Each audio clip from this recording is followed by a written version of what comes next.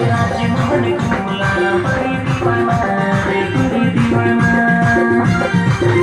दिल्ली दुनिया बस पड़ावे बस पड़ावे राजमोहन घुमला बड़ी दीवाना रे बड़ी दीवाना राजमोहन घुमला बड़ी दीवाना रे बड़ी दीवाना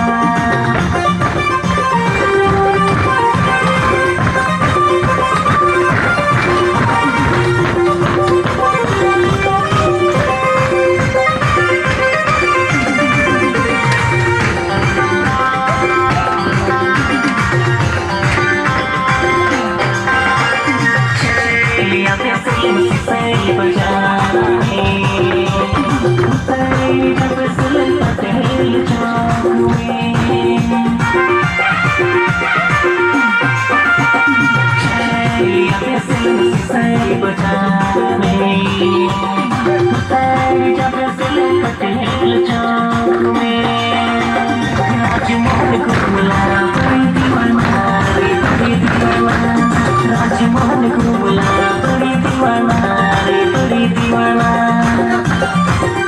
दिल्ली दुनिया बस पड़ावे बस पड़ावे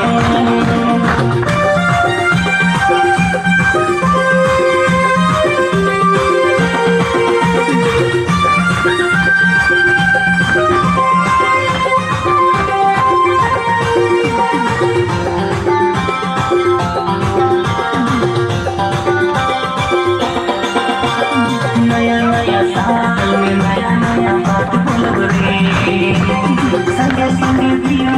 प्यार करो रे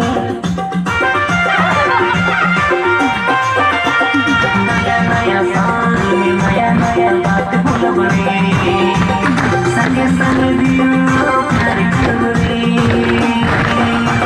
हमको तब से सैवाना बड़ी दीवाना रे बड़ी दीवाना हमको तब से सैवाना बड़ी दीवाना रे बड़ी दीवाना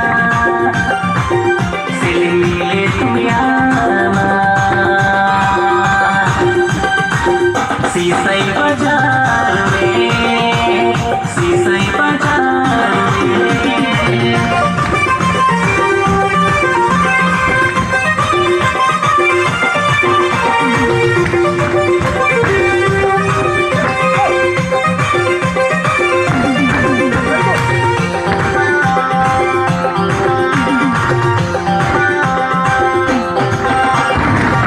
सरिता सगरुपायनिका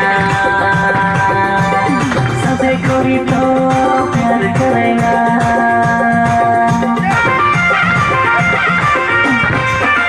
सरिता सगरुपायनिका सबसे कोई तो प्यार करेगा राजमोहन घुमला बड़ी दीवाना रे बड़ी दीवाना राजमोहन घुमला बड़ी दीवाना रे बड़ी दीवाना दिल्ली दुनिया बस